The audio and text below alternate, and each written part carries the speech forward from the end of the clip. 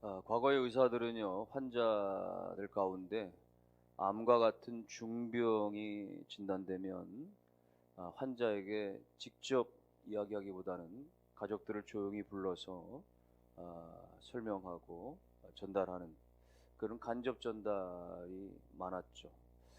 환자가 너무 당황해하거나 또 쇼크를 크게 받거나 그것을 막기 위해서 말입니다. 그러나 최근에는 그렇지 않고 더더군다나 환자 자신에게 정확하게 당신의 병은 지금 어느 정도이고 또 그것을 앞으로 수술하거나 또 여러 가지 어떤 항암 치료 등등을 거칠 때의 생존 가능성은 얼마가 되고 명확하게 이야기를 하고 당신은 준비를 하셔야 됩니다. 처음에는 충격에 휩싸이고 굉장한 실망 가운데 좌절 가운데 있지만 이내 환자는 정신을 차리고 내가 어떻게 할 것인가, 어떻게 살 것인가, 어떻게 준비할 것인가. 그래서 어떤 경우에는 적극적으로 치료 쪽으로 어떻게 가닥을 잡아서 준비해 나갈 수도 있고, 또 반대로 주어진 시간 동안에 훨씬 더 내가 풍성하고 의미 있는 삶을 살기 위해서 또 자기만의 계획을 세우게 되기도 하는 것이죠. 그러니까 이런 어떤 엄청난 질병이든지 아니면 엄청난 어떤 그런 그 사건이든지 간에 말이죠, 그것을 감추는 것이 능사가 아니라는 이야기입니다. 덮어두는 것이 다가 아니라는 것입니다. 경우에 따라서는 그것은 드러내야 하고 또 밝혀져야 하고, 그래서 새로운 준비와 또 새로운 방안이 세워지는 것이죠. 신앙생활에 있어서도 마찬가지입니다.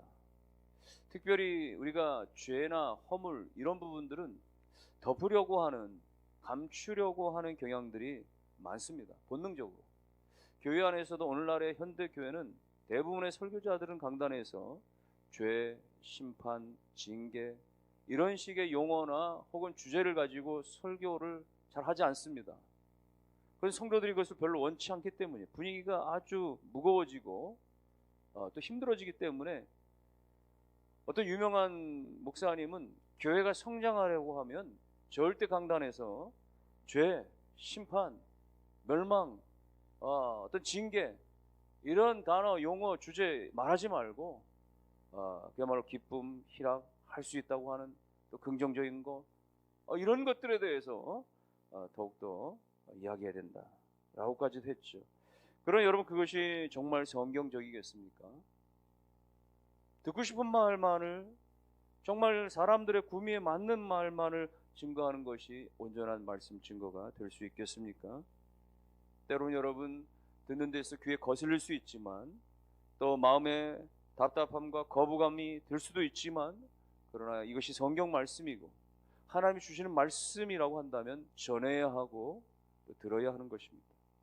모든 성경은 사람의 말이 아니라 모든 성경은 하나님의 감동으로 되어진 것이기 때문에 오늘 우리로 하여금 때로는 교훈을 주시고 때로 우리에게 책망을 주시고 때로 우리로 하여금 의로 교육하고 바르게 인도하게 유익한 너무나 존귀한 말씀이기 때문에 사랑하는 성도 여러분들이 때로는 우리 가운데 징계적인, 또 우리 가운데 그야말로 우리 가운데 여러 가지 지적하는 그런 설교와 내용이라고 할지라도 우리 것을 믿음으로 받고 달게 받고 아멘으로 받는 은혜들이 일어날 수 있게 되시기를 주님의 이름으로 축원합니다.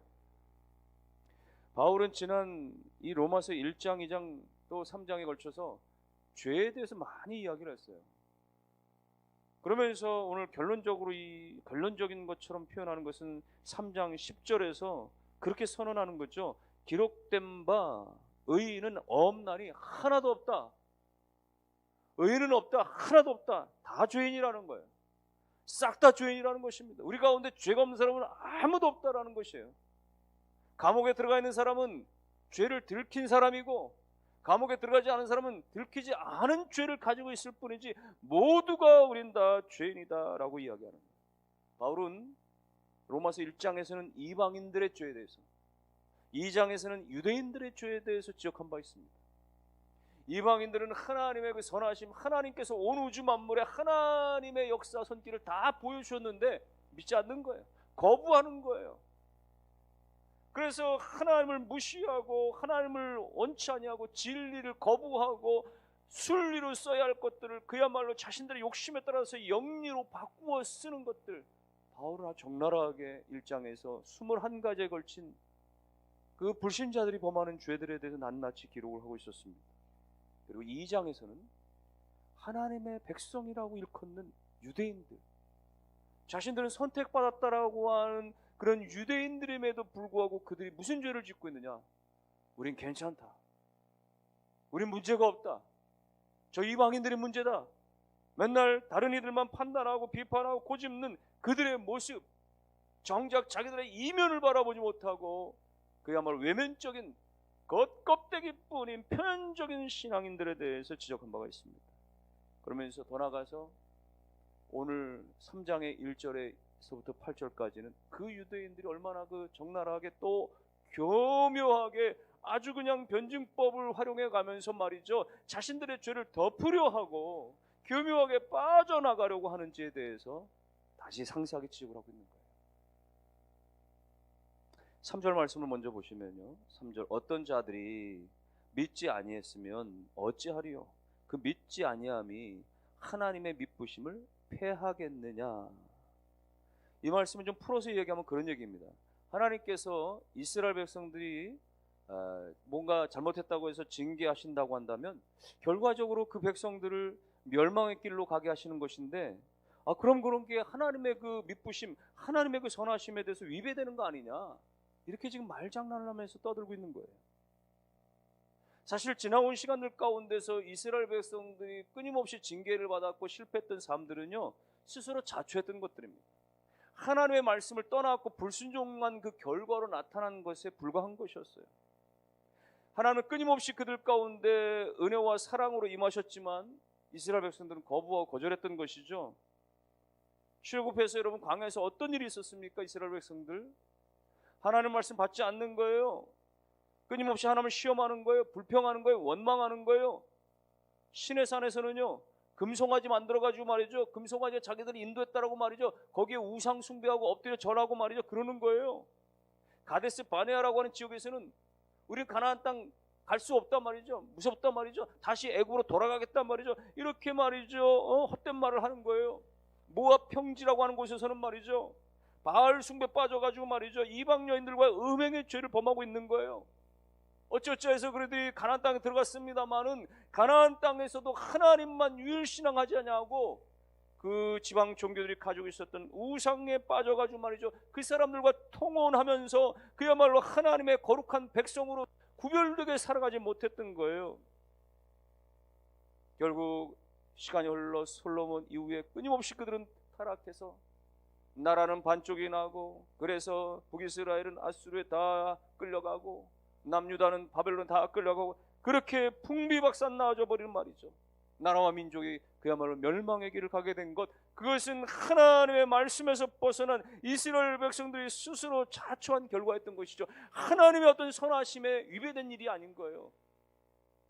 하나님의 어떤 그 거룩하심에 위배된 일이 아니라 자기들 스스로 범죄해서 징계받은 결과에 불과한 것입니다. 그런데도 불구하고 유대인들은 말하는 것이 말이죠, 우리가 징계받은 거, 우리가 이렇게 실패한 거, 이것은 하나님께서 그 백성들을 그렇게 영원히 그렇게 지키시겠다는 그 약속에 대해서 하나님이 지키시지 않은 거 아니냐라는 식으로 말이죠, 마치 그렇게 말도 안 되는 하나님께 책임을 묻는 그런 경향의 이야기를 하고 있는 거죠. 이때 바울은 뭐라고 얘기하느냐? 4절에서 그럴 수 없느니라. 사람은 다 거짓되되 오직 하나님은 참되시다 할지어다. 사람이 불안정할 뿐입니다. 사람이 불완전할 뿐입니다. 사람이 거짓될 뿐입니다. 하나님은 영원히 온전하신 분이시고, 하나님은 영원히 참되신 분이시고, 하나님은 그 약속하신 모든 것들을 끝까지 지키시는 하나님이신 것입니다. 그러면서 사도 바울이 그 하나님의 선하심에 대해서 다윗이 고백한 부분에 대해서 인용해서 이야기를 해요. 4절 중반에 보면, 4절 중반에 기록된 바 주께서 주의 말씀에 의롭다함을 얻으시고 판단받으실 때 이기려 하심이라. 주께서 주의 말씀에 의롭다함을 얻으시고 판단받으실 때 이기려 하심이라. 이 말씀은 지금 바울이 시편에 있는 말씀을 인용해 온 겁니다. 시편 51편, 정확히 말하면 시편 51편 4절에 있는 말씀을 인용해 온 것인데, 시편 51편에서는 뭐라고 기록됐느냐? 내가 주께만 범죄하여 주의 목전에 악을 행하여 싸우니 주께서 말씀하실 때 의로우시다 하고 판단하실 때 순전하시다 하리이다. 다윗의 고백이에요. 이게 무슨 얘기냐면, 다윗의 범죄를 기억하시죠? 다윗이 바세바와 음행을 하고, 그래서 그것을 덮으려고 바세바의 남편인 우리아 장군을 전쟁 깊은 곳에 그렇게 일부러 보내가지고 전사하게 만들었습니다. 그래서 다 모든 죄가 그야말로 가리워진 줄 알았어요. 덮어진 줄 알았습니다. 그러던 어느 날 무명의 선지자 나단이 찾아와가지고 이런저런 얘기하면서 다윗이 범한 죄에 대해서 전곡을 찔러 지적을 하는 거예요. 그때 다윗은 감추지 않습니다. 그 무명의 선지자까지 것 짓밟고 없던 일로 하자고 하지 않고, 이게 하나님의 말씀인 것을 알고서는 그 자리에서 무릎을 꿇고 회개한 거예요. 내 죄가 맞다라고 그는 인정한 거예요. 고백한 거예요. 여러분, 다윗의 위대함은 그것인 것이죠. 죄를 인정하고 고백한 것이죠. 그런데 다윗의 고백이 어디까지 이어지느냐 말이죠. 나단 선지자가 다윗을 책망한 다음에 하나님의 심판에 대해서 계속 선포를 했어요. 비록 그가 회개해서 하나님께 다윗이 용서는 받았지만, 그러나 자신이 범한 죄에 대한 그런 결과를 감당해야 됐던 거예요. 그래서 심판의 메시지를 전합니다. 다윗의 집에는 칼이 떠나지 아니할 것이다. 끊임없이 그야말로 칼로 말이죠, 그렇게 싸워서 피를 흘리는 그런 일들이 계속 이루어질 거라는 거예요. 그러면서 그의 처가 다른 사람에게 주어지고 대낮에 다윗의 처가 다른 이들과 동침하게 되어질 거라고 하는 그런 예언도 해요. 더 나아가서 말이죠, 바세바와 그 음행 가운데 낳은 그 첫 아이는 죽게 될 것이라고 이야기합니다. 여러분, 이 이야기들 그대로 이 예언들이 다 이루어지죠. 이 예언의 앞에, 이 나단 선지자 예언의 앞에 다윗은 단 한마디도 원망하지 않습니다. 단 한마디도 불평하지 않습니다. 그러면서 그가 말하는 것은 하나님의 말씀은 다 의로우십니다. 하나님의 판단은 다 순전하십니다 라고 고백을 했다는 거예요. 죄는 내가 지은 것이고, 그 죄에 대해서 하나님께서 죄라고 판단하시고 그것에 대해 하나님께서 징계하시는 것은 마땅하다라고 다윗은 고백했다는 이야기예요. 원망하지 않았다라는 것입니다. 불평하지 않았다라는 것입니다. 하나님의 행하신 것은 다 의로우십니다라고 다윗은 고백했다라고 하는 이야기를 지금 바울이 가지고 와가지고 이야기를 하는 거예요. 왜요? 지금 이 유대인들은 말이죠, 하나님이 그렇게 백성들에 대해서 징계하고 그렇게 멸하시는 것은 다 하나님의 그 미쁘심에 대해서, 하나님의 그 의로우심에 대해서 위배되는 거 아니냐 말이죠. 이런 식의 엉뚱한 말이죠, 그런 문제 제기를 하니까 그걸 반박하기 위해서 다윗이, 그들이 추종하는, 그들이 그렇게 우러러보는 말이죠, 다윗은 하나님의 그 의로우심과 선하심에서 다 인정하고 다 고백했다라고 그 이야기를 하고 있는 것입니다. 여러분, 오늘 우리가 신앙생활을 하면서 살아가면서 때때로 우리가 믿음이 없어가지고, 때때로 우리가 불신앙 가운데 살아가면서 어떤 그런 삶의 결과가 나타나는 것들이 있어요. 그것이 때로는 실패일 수도 있고 때로는 여러 가지 고통일 수도 있습니다. 그런데 문제는 실패만 가지고 말이죠, 고통만 가지고 말이죠, 하나님 왜 이러세요? 라고 말이죠, 우리가 하나님 앞에 원망을 하고 하나님께 탓을 돌리려고 하는 경우가 왕왕 우리 가운데 있을 수 있다는 것입니다. 여러분, 하나님은 처음부터 끝까지 잘못이 없으세요. 하나님은 처음부터 끝까지 우리 가운데 그야말로 우리를 잘못됨으로 인도하심이 단 한순간도 없으신 거예요. 우리가 불완전했던 것입니다. 우리가 불순종했던 것입니다. 우리 안에 문제가 있었던 것입니다. 우리 가운데 불순종이 있었던 것입니다. 하나님은 언제나 의로우셨던 분이시고, 하나님은 언제나 그의 판단은 그야말로 옳은 것뿐이었던 것이에요. 그러므로 우리는 하나님 앞에서 오히려 하나님을 인정하고 하나님 앞에 나아가서 자비를 구하는 것, 그것이 마땅히 그의 백성들이, 그의 자녀들이 하나님 앞에 가져야 될 믿음의 태도인 줄로 믿으시기를 주님의 이름으로 축원합니다. 유대인들이 이렇게 말이죠, 엉뚱하게 궤변을 들어놓으면서 하나님이 맞느냐 말이죠. 그 궤변은 계속되어집니다. 자기들의 어떤 불의함이 만일에 하나님의 의를 만들어냈다라고 한다면 그걸 불의라고 하나님 하실 수 있느냐, 뭐 또 이런 얘기를 해요. 5절과 6절 말씀, 그러나 우리 불의가 하나님의 의를 드러나게 하면 무슨 말하리요? 내가 사람의 말하는 대로 말하노니 진노를 내리시는 하나님이 불의하시냐? 결코 그렇지 아니하니라. 만일 그리하면 하나님께서 어찌 세상을 심판하시리요? 여러분, 유대인들의 말에 대해서 지금 바울이 지금 답변하고 있는 것인데요, 이 유대인들의 생각 그것입니다. 우리가 어떤 잘못을 행했다고 할지라도 그것이 어떤 하나님의 좋은 결과, 의를 나타냈다고 한다면 하나님이 그 우리 불의에 대해서 심판하시면 안 되는 거 아니냐, 이런 식으로 지금 이야기를 한다라는 거예요. 7절도 마찬가지입니다. 7절, 그러나 나의 거짓말로 하나님의 참되심이 더 풍성하여 그의 영광이 되었다면 어찌 내가 죄인처럼 심판을 받으리요? 거짓말을 했다고 할지라도, 악한 일을 했다고 할지라도 그거 결과가 하나님의 어떤 참되심이 나타났다고 한다면 우리 죄인은 아니지 않느냐 말이죠. 이런 엉뚱한 이야기를 하고 있는 거예요. 무슨 얘기입니까 말이죠. 뭐로 가도 서울만 가면 되는 거 아니냐 말이죠. 과정이 어떻든지 간에 결과만 잘 나오면 되는 거 아니냐 말이죠. 이런 식의 논리입니다. 바울은 단호하게 이야기합니다. 8절 말씀에, 또는 그러면 선을 이루기 위하여 악을 행하고자 하지 않겠느냐. 중간 생략하고 뒤에 가면 그들은 정죄받는 것이 마땅하니라. 그렇게 된다는 말이죠. 결과적으로 말이죠, 어떤 좋은 것만 나타내기 위해서 말이죠, 과정은 말이죠, 무진 악을 다 써도 상관없다고 하는 것이 맞겠느냐 말이죠. 그 이야기를 하는 거예요. 그렇지 않죠, 여러분. 어떤 분이 신문에 칼럼을 게재했는데 그것이 말이죠, 소위 이 가룟 유다 예찬론, 이런 얘기합니다. 무슨 얘기냐면, 가룟 유다가 지난날에 예수님을 은전 20냥에 그렇게 대제사장의 손에 팔아 넘겼기 때문에, 그래서 예수님이 잡히셨고 예수님이 십자가에 달려 죽으셨기 때문에 예수님의 그 십자가 대속으로 우리가 죄사함을 받는 은혜까지 일어났으니, 그러니까 우리가 이 십자가 대속을 받기까지는 이 가룟 유다의 예수를 팔아넘긴 것이 하나의 그 공적이 아니겠느냐. 그러니 가룟 유다는 칭찬받아야 되고 공로표라도 받아야 되지 않냐, 이런 논조의 글을 말하는 거예요. 여러분, 그 말이 맞겠어요? 결과적으로는 십자가를 졌기 때문에, 결과적으로 십자가의 은혜가 나타났기 때문에 그가 그렇게 팔아넘긴 것은 잘한 일이라고 이야기할 수가 있겠습니까?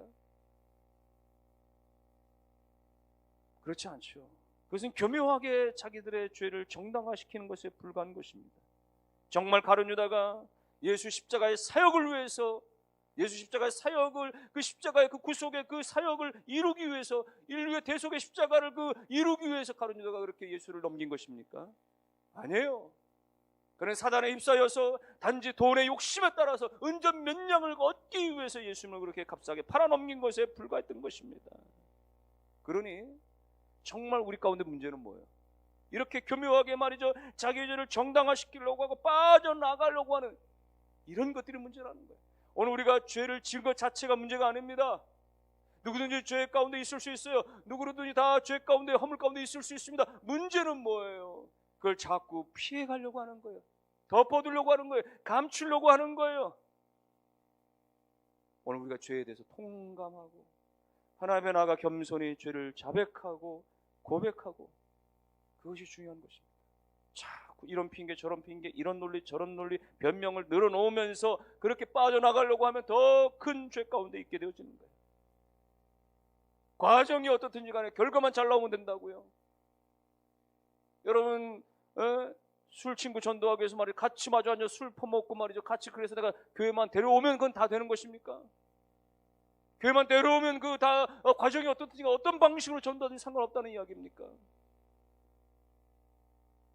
비리나 청탁이나 말이죠, 모든 거 다 그냥 없던 걸로 눈 감아 주고라도 결과만 잘 나오면 된다는 식이 말이 되는 것이겠습니까? 과정이 다 중요한 것입니다. 동기가 다 중요한 것입니다. 성경 그것을 이야기하고 있어요. 구약의 요셉과 그의 형제들의 이야기를 보면, 요셉이 애굽의 총리가 됩니다. 그러기까지 형들이 요셉을 팔아넘긴 과정이 있었어요. 그러면 결과적으로 요셉이 총리 됐기 때문에 형들이 지은 모든 죄에 대해서는 다 이해받을 만하고 용서받을 만한 이야기입니까? 물론 요셉은 하나님이 하셨다라고, 하나님이 자신을 그렇게 가족을 구원하기 위해서, 가문을 구원하기 위해서 그렇게 형들을 통해서 이렇게 이곳에 먼저 보내셨다라고 하나님의 섭리라고 인정도 하고 두려웠던 형들에 대해서 위로도 했습니다마는, 여러분, 그렇다고 해서 그 형들이 그렇게 자기들의 욕심과 자기들의 그 시기와 자기들의 그 욕정 때문에 말이 동생을 그렇게 은전 몇 냥에 팔아버린 것은, 그것은 죄지요. 감출 수 없는, 사라지지 않는 죄인 것이죠. 여러분, 그러므로 결과가 좋기 때문에 과정은 다 무시되어줘도 된다라고 하는 그런 논리는 있을 수 없는 것입니다. 그런 궤변에 빠져서 말이죠, 이 유대인들이 그렇게 자기들을 합당화시키려고 하는, 문제없다라고 말하는 그런 모습들이 어쩌면 우리들 가운데도 나타날 수 있어요.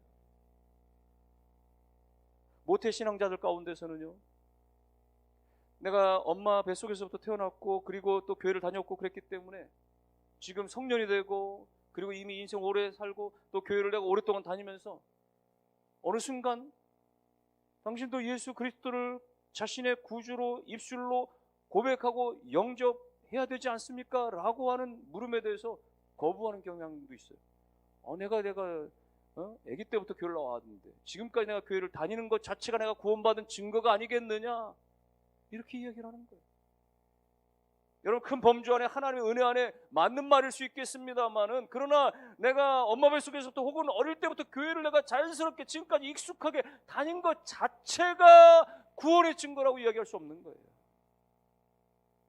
언제라도 내가 내 입술로 말미암아 예수 그리스도를 나의 구세주로, 내 모든 죄를 사하신 예수 그리스도를 나의 구세주로 그렇게 내 입술로 영접하고 그분을 내 가슴 속에, 내 심령 속에, 내 삶의 구주로 영접한 그 영접이 있어야 되는 거예요.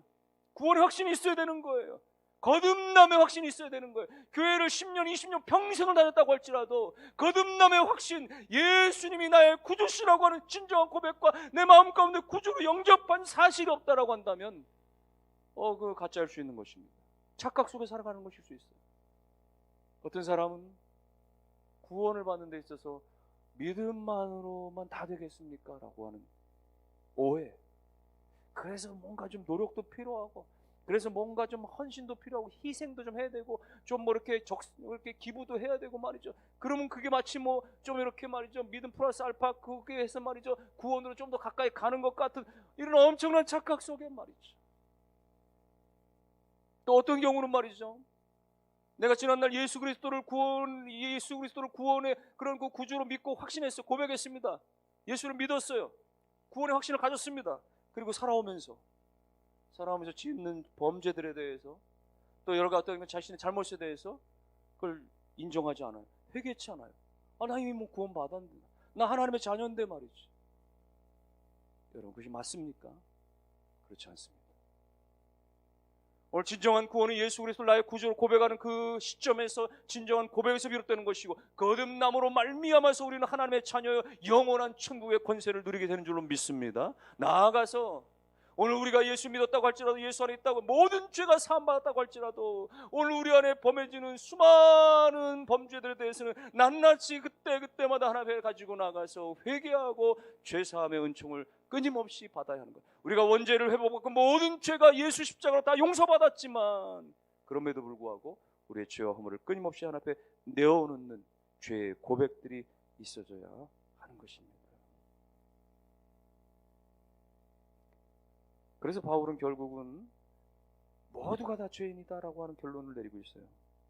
9절 말씀 보면, 9절에 그러면 어떠하냐? 우리는 나으냐? 결코 아니라 유대인이나 헬라인이나 다 죄 아래 있다고 우리가 이미 선언했다.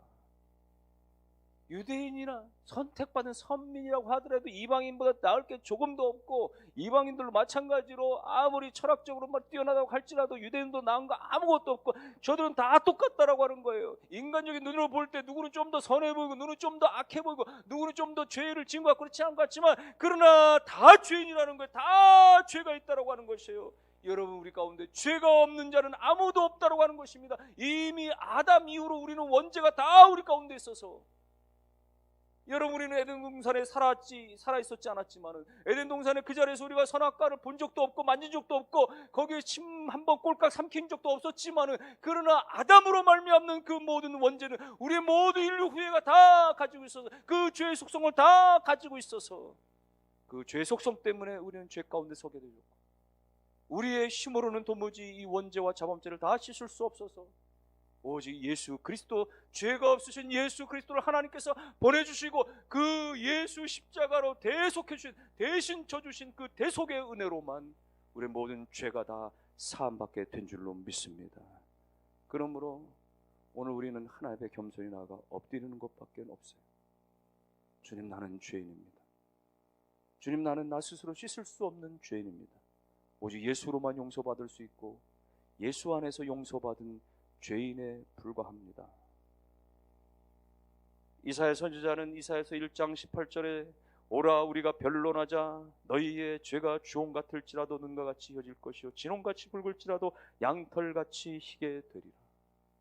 요한일서에서는 요한일서 1장 9절에 만일 우리가 우리 죄를 자백하면 그는 미쁘시고 의로우사 우리 죄를 사하시며 우리를 모든 불의에서 깨끗하게 하실 것이요.